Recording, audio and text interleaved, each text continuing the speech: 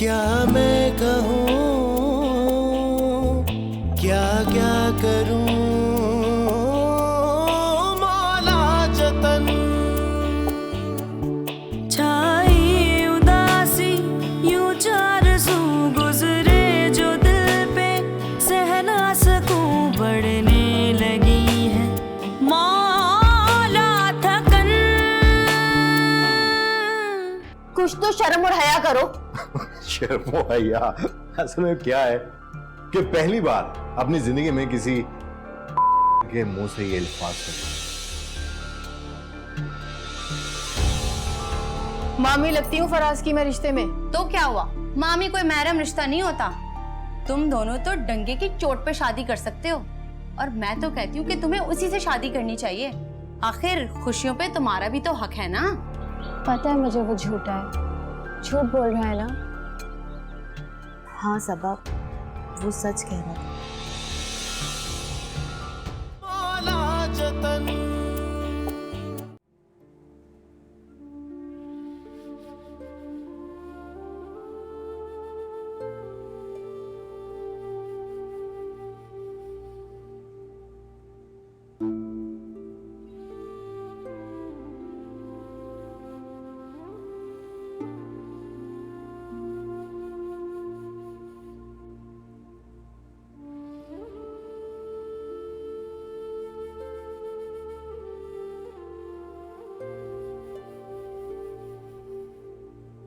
चलो मीना बेगम, आज से फिर तुम हो और तुम्हारी तन्हाई। आ गया? आज इतनी देर कैसे हो गई? तुम गई नहीं?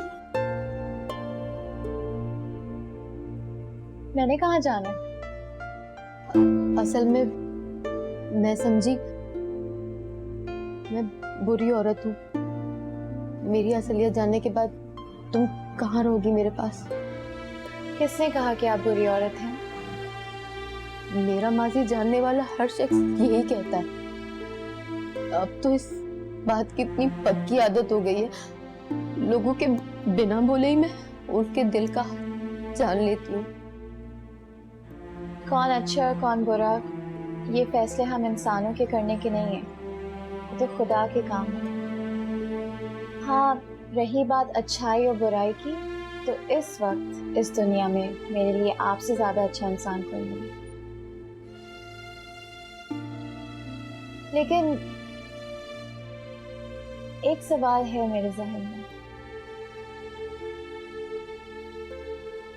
कि आप जैसी समझदार लड़की इस दलदल में कैसे उतर गई?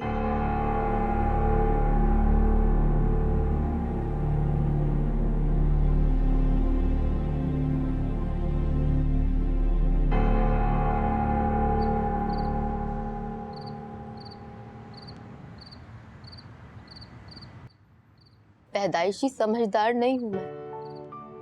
दुनिया की, लोगों की समझ ठोकर खाने के बाद आती है। मैं भी उन्हीं लोगों में से हूं जो ठोकर खाने के बाद समझदार बनते हैं। काश थोड़ी सी समझदार होती उस वक्त में, तो जज्बात में आकर कीचड़ में पांव नहीं रखती। जो एक बार वजूद से लिपट जाए तो कब्र में जाके ही निजात मिलती है। हुआ क्या था? वही किसी पिटी कहानी। अब्बा की आमदनी कम थी और हम औलाद ज्यादा। हम 5 बहनें और हमारा इकलौता भाई।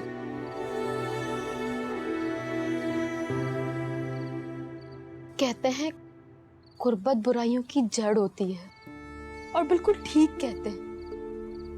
आपा का रिश्ता बचपन में ही फुप्पो के बेटे से तय हो गया था, लेकिन जब शादी का वक्त आया तो फुप्पो ने ना भाई का लिहाज किया, ना इंसानियत का।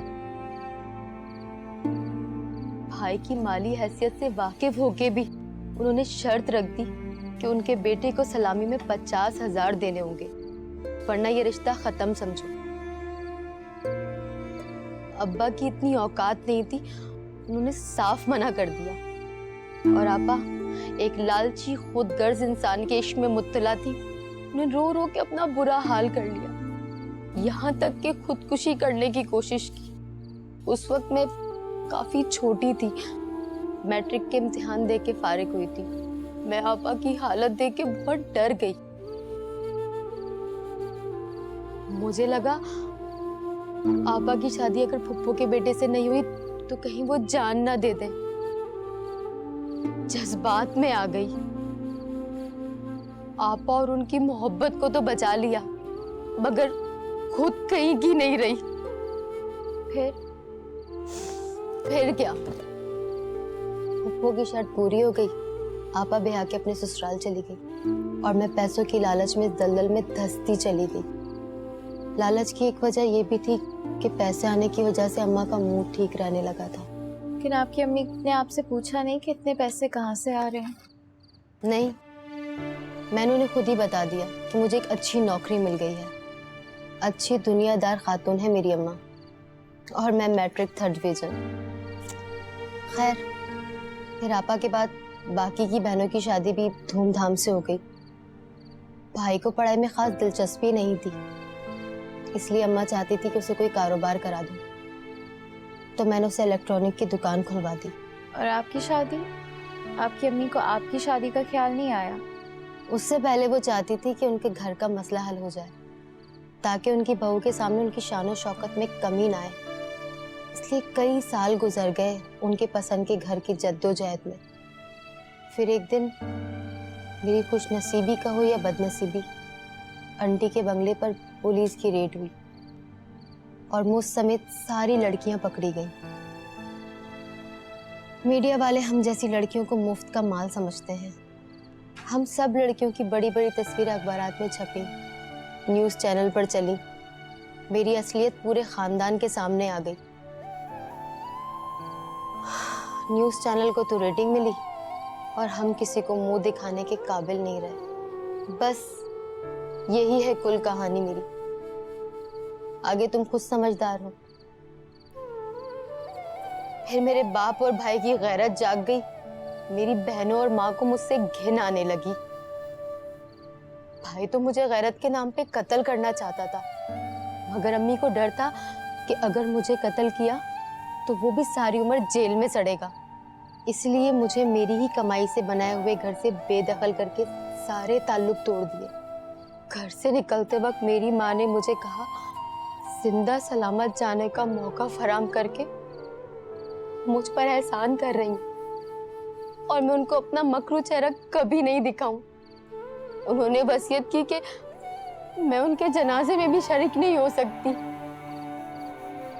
कितना अरसा हो गया इस बात को? 3 साल। और 3 साल हुए मुझे उस गंदी दुनिया से निकले, मगर ऐसा लगता है जैसे मैं दलदल से निकलकर भी नहीं निकली। बार बार बहाने बहाने से वो गंदा माजी मेरे सामने आकर खड़ा हो जाता है। काश माजी को डिलीट करने का ऑप्शन होता हम इंसानों के पास।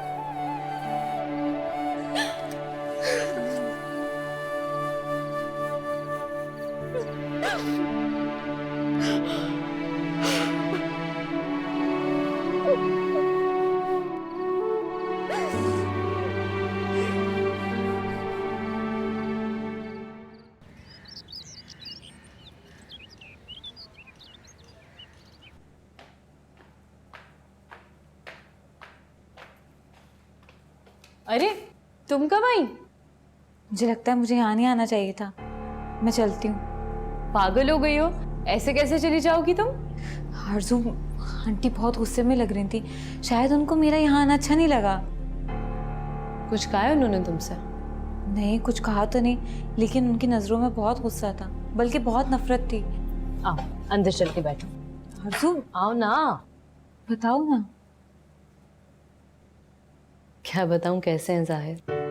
मुझसे बात करने से पहले इधर उधर देखना पड़ता है कहीं आंटी तो नहीं आ रही। ये क्या कह रही हो आरज़ू? बिल्कुल सच कह रही हूँ।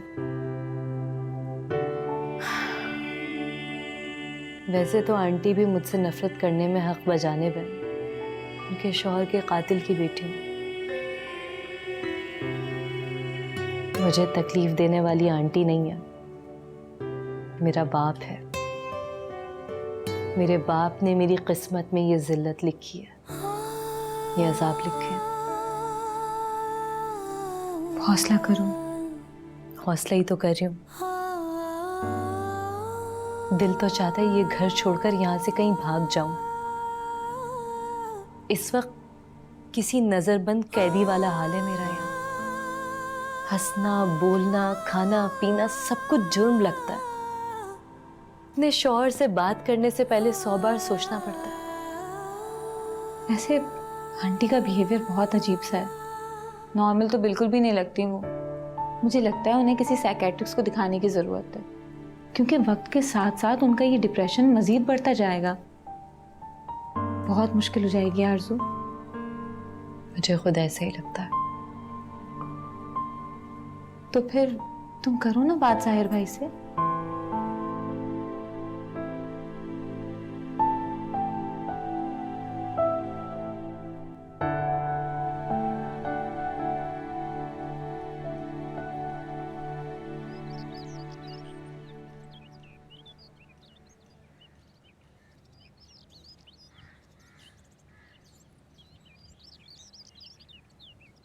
सुनो, अगर वो खबीस आदमी अब आए ना तो दरवाजा मत खोलना। जाहिर है इतनी बेवकूफ़ नहीं हूँ मैं। वैसे जितनी बेइज्जती करके तुमने उसे निकाला है ना, मुझे नहीं लगता उसकी जरूरत होगी दोबारा आने की। तुम नहीं जानती ऐसे लोगों को, बहुत ही ढीठ होते हैं। तुम देखना 1-2 दिन में मुंह उठा के फिर चला आएगा। क्या वो दोबारा आ सकता है? हाँ, इसीलिए तो वार्न कर रही हूँ। दरवाजा खुलने से पहले चेक जरूर कर लेना, ख्वामोखा गले पड़ेगा। और मैं नहीं चाहती कि रोज रोज लोग उसको हमारे दरवाजे पे देखें और उल्टे सीधे अंदाजे लगाएं। वैसे तुम वॉचमैन को भी बता सकती हो कि उसे ऊपर ना आने दे। अरे हाँ, ये तो मैंने सोचा ही नहीं। बहुत दिमाग चल रहा है तुम्हारा। अभी जाके बाबा से बात करती हूँ और बोलती हूँ वो खबीस आदमी है ना तो उसको बाहर से ही चलता करे। ठीक है? ठीक है।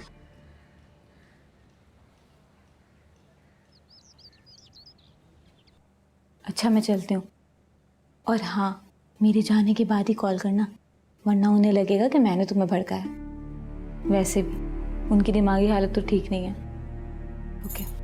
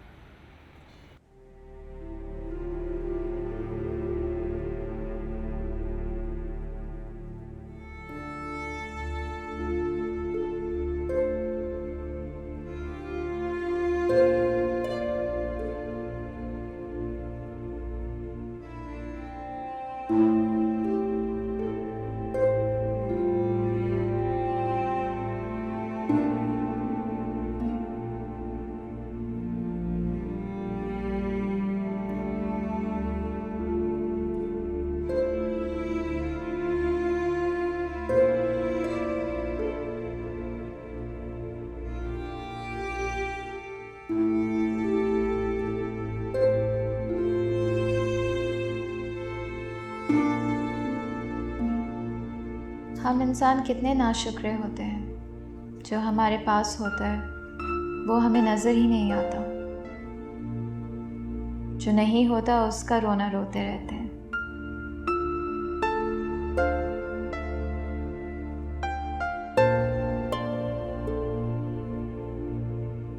हालांकि हमारे इर्द गिर्द कई ऐसे लोग होते हैं जो हमारी जैसी ज़िंदगी के लिए तरस रहे होते हैं। हम इंसानों को अगर शुक्र करना आ जाए तो हमारे सारे गम, सारे दुख ख़त्म हो जाएं।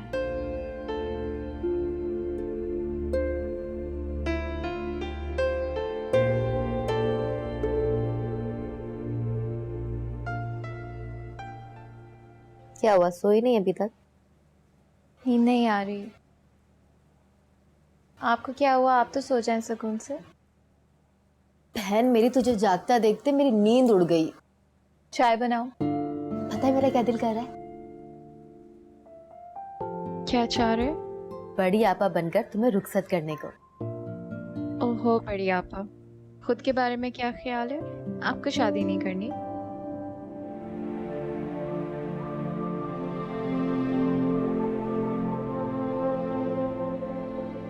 क्या मैंने कुछ गलत कहा?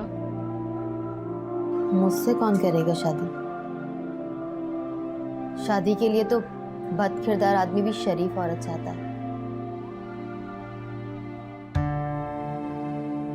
मेरा ख्याल है चाय ले आओ।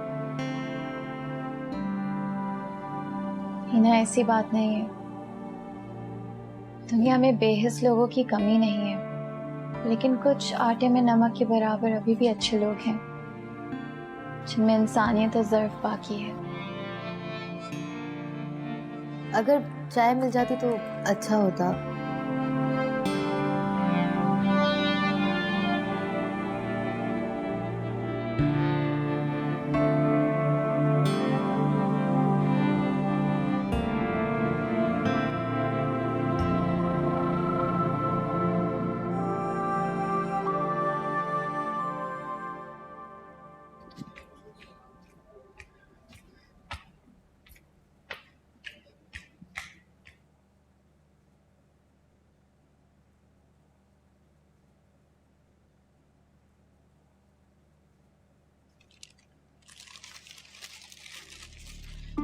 भाभी, क्या हो गया है?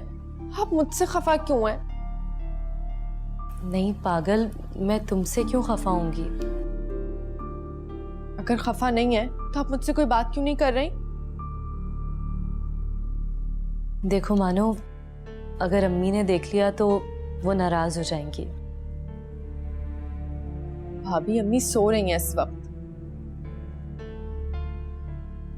अगर वो सो रही हैं तो हमें उनके एतमाद को धोखा नहीं देना चाहिए। वो चाहती हैं कि तुम मुझसे दूर रहो, तो तुम्हें मुझसे दूर रहना चाहिए। मेरा यकीन करो, माँ से ज्यादा औलाद का भला कोई नहीं चाहता। भाभी, अम्मी आजकल डिस्टर्ब है, इसलिए उनका बिहेवियर ऐसा है। अगर वो डिस्टर्ब हैं तो हमारे लिए उनकी बात मानना और भी ज्यादा जरूरी हो गया, वरना वो मजीद डिस्टर्ब हो जाएंगी।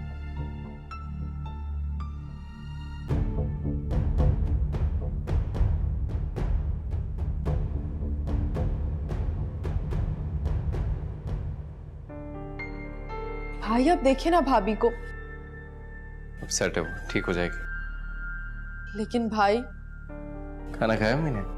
नहीं भाई, मैंने बहुत कोशिश की वो कुछ खा ले, लेकिन अम्मी ने मुझे कमरे से ही निकाल दिया। ठीक है, तुम खाना ले आओ, मैं खिलाता हूं।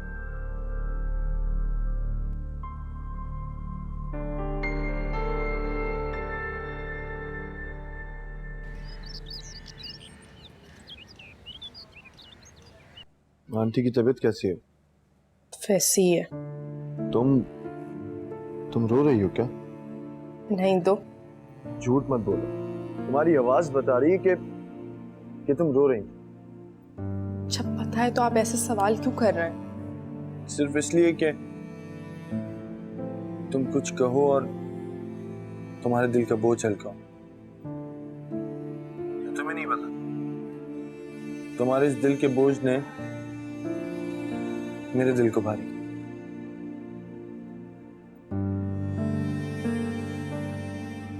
कुछ तो बोलो यार। मानो। अच्छा, अम्मी आ रही हैं। मानो, हमसे बाद में बात करो। हेलो,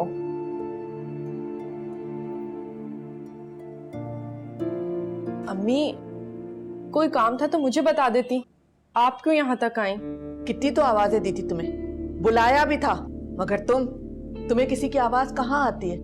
ये दुनिया और उसके मामला सब जाएं भाड़ में, लेकिन तुम्हें तो सिर्फ फोन पे बातें करते रहना है। किससे बातें करती रहती हो इतनी? अम्मी, मैं तो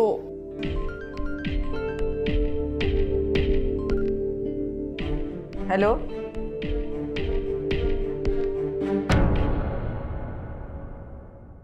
मौला जतन। सालगिरह मुबारक। तुम्हें याद था?